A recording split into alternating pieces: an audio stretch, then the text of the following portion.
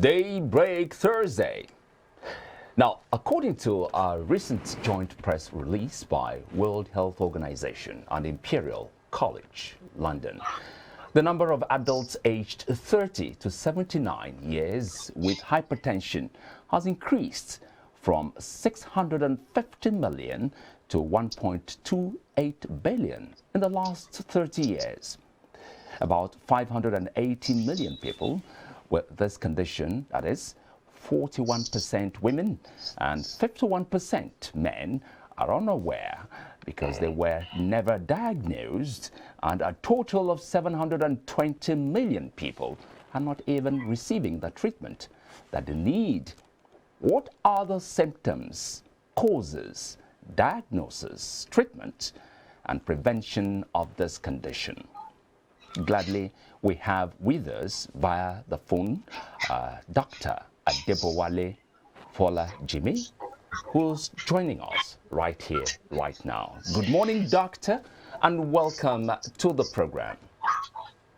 Good morning, presenter. How are you doing? It's a pleasure being with you guys. Yeah. Hi, good morning. My name is Margaret, and I am Michael. All right. Let's start right from the very beginning. What is hypertension? Okay, hypertension is a state of elevated blood pressure, or let's call it the state of a continued or chronic state of elevated blood pressure. For most cases of people, we have what we call essential hypertension. That is hypertension with no clear-cut disease as a cause. Then we also have what we call secondary hypertension, where hypertension is a result of a primary disease or situation. Now, basically, for majority of people, the essential hypertension or the primary hypertension is what they tend to experience. And it's a combination of two major factors, partly being genetic and partly environmental. So you can say that if one's parent is hypertensive, the child has a tendency or is at risk of being hypertensive. However, his lifestyle, his environment will actually now determine if he will actually be hypertensive or not.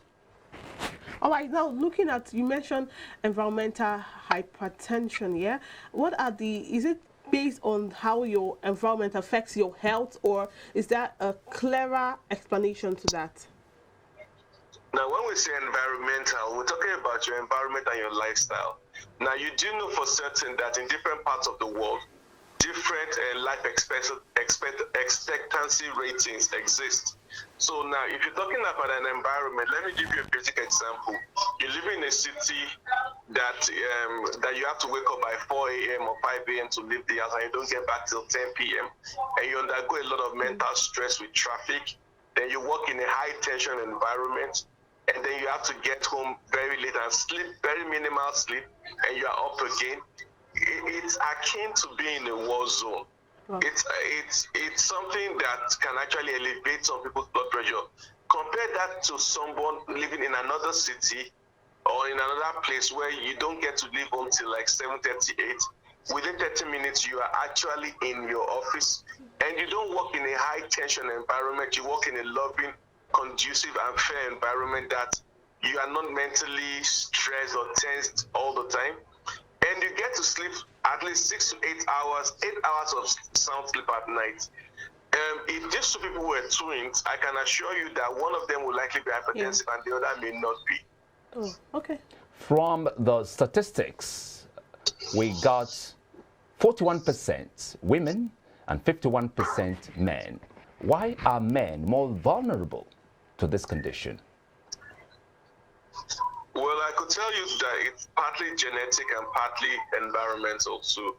Now, women are more likely there's a lot of genes that confer what I call better or higher level of stress management for women than men. Wow. The other thing has to do with work and lifestyle. Men tend to live more, men tend to drink much more and smoke much more than women. So we have more, let me call them hazards in our lifestyle more than women. Then apart from the genetic factor where women tend to be genetically stronger than men, right from birth, it's also another factor. So let's combine the genetics also, and let's also combine the lifestyle most men and women live. Then you can actually get an answer to the reason why more men are hypertensive than women. All right, now salt intake can increase the risk of hypertension. Is that a myth or is actually a fact? Please come again. I didn't get that. Salt intake can increase the chances or risks of hypertension. Is that a myth or is that a fact? That is a very solid scientific fact. Oh, okay. Salt is primarily responsible for maintaining pressure in the blood vessels. If you can remember right from secondary school, we used to do a basic experiment, osmosis, where someone can cut open an apple. Sorry, like a pawpaw can be cut open, and inside the pawpaw you pour salt, and you put the pawpaw in a bowl of water. If you come back hours later, that salt will draw in water from the outside to the inside. So that gives you an idea of what salt can do. And it's a very key thing that in the management of hypertension, low salt diet is very central. For even those who are on medication, who are on drugs, or who are on antihypertensive, it's very essential that they keep their salt very, very low, because salt is especially the sodium in salt, is very key in maintaining blood pressure. So, and you know, we live in a high salt diet environment. You want to eat fast food, everything has to be tasty and nice. So there's a lot of salt, which includes Maggi going on around and going in the system. So, and this is much more salt than our forefathers used to take. So there's a tendency that more people, eating fast foods and taking in more salt, more Maggi, will have high blood pressure.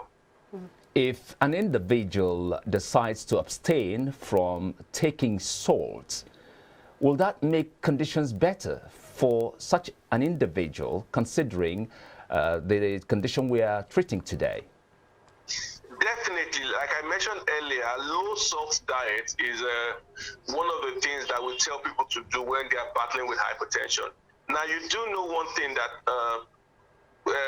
before we begin to place people on antihypertensive drugs, we usually advocate for lifestyle changes. Sleep better, try and lose weight, undergo less stress, be more emotionally intelligent in how you respond to stressors in your life. And low salt diet. In fact, sometimes we advocate a no salt diet to sort of bring in a situation where the salt content is really reduced, and hence the blood pressure would really reduce.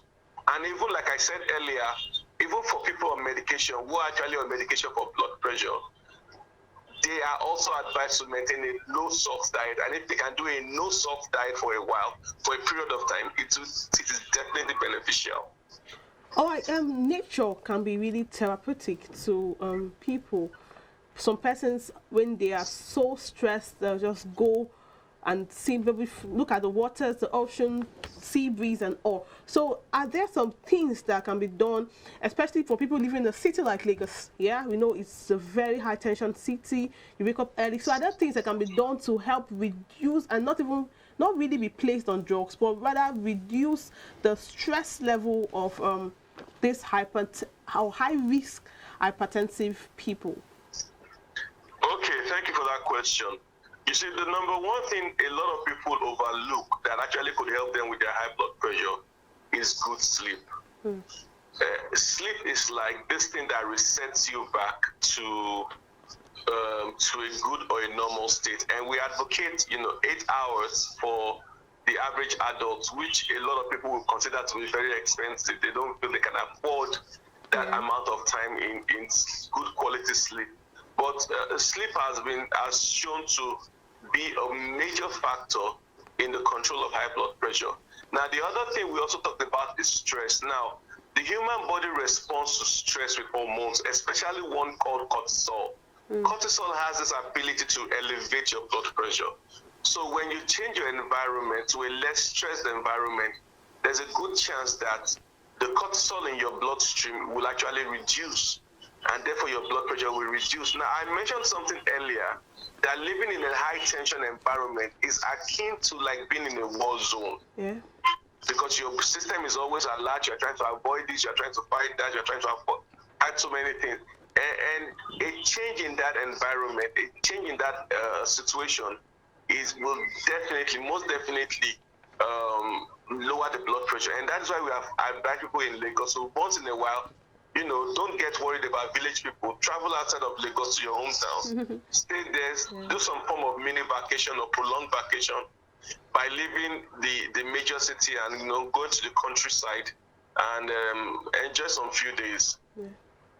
Now, generally speaking, as one grows older, the immunity level goes down and the person becomes weak and more vulnerable to diseases generally.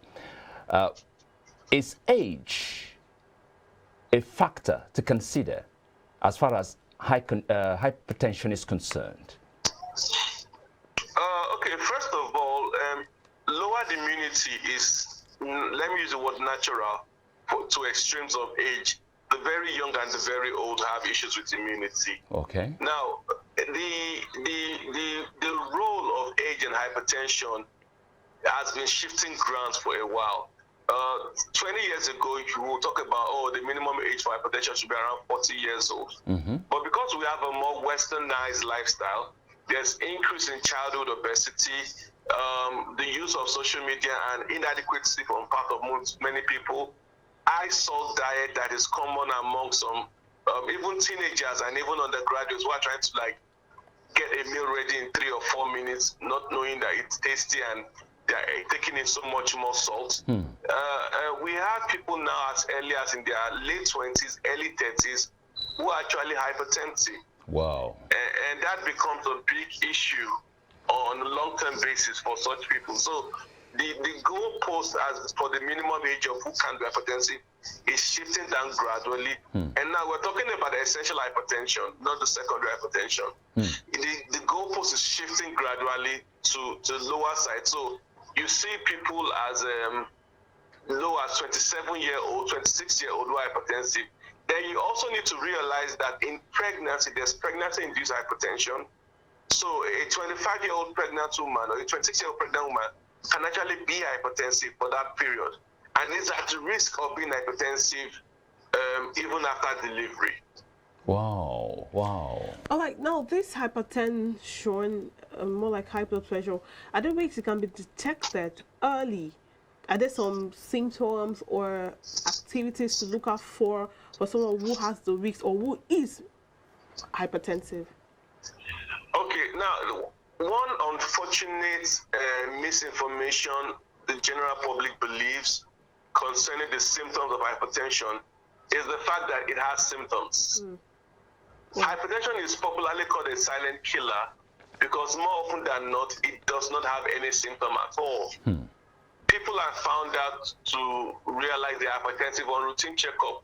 Possibly he just got a new job and they told him to go and do a medical screening and they tell him that he's hypertensive.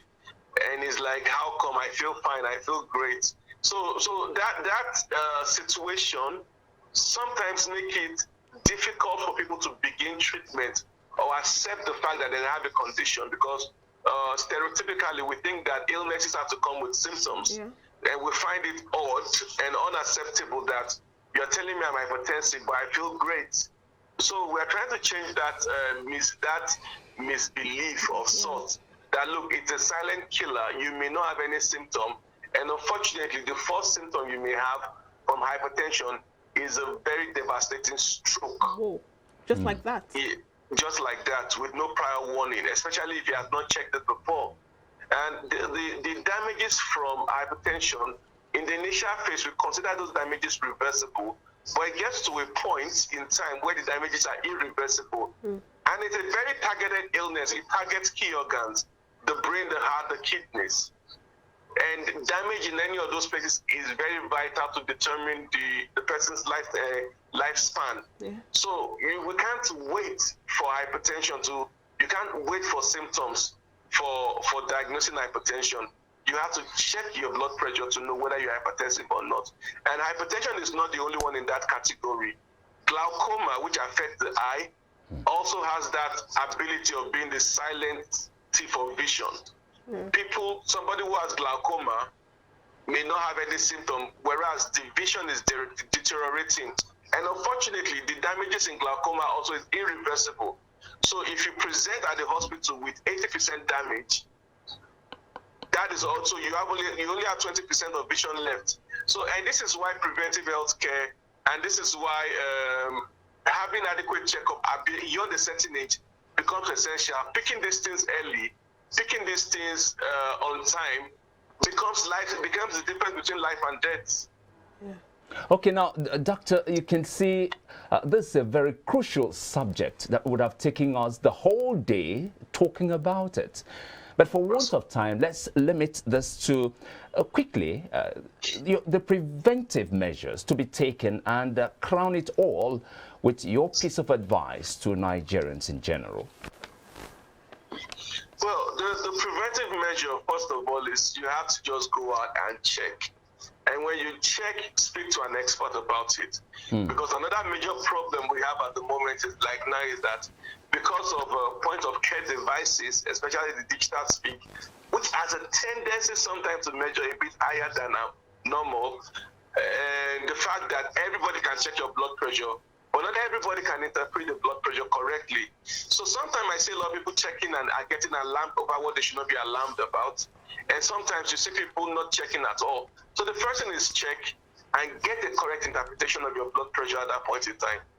Then apart from doing that, management of lifestyle also matters.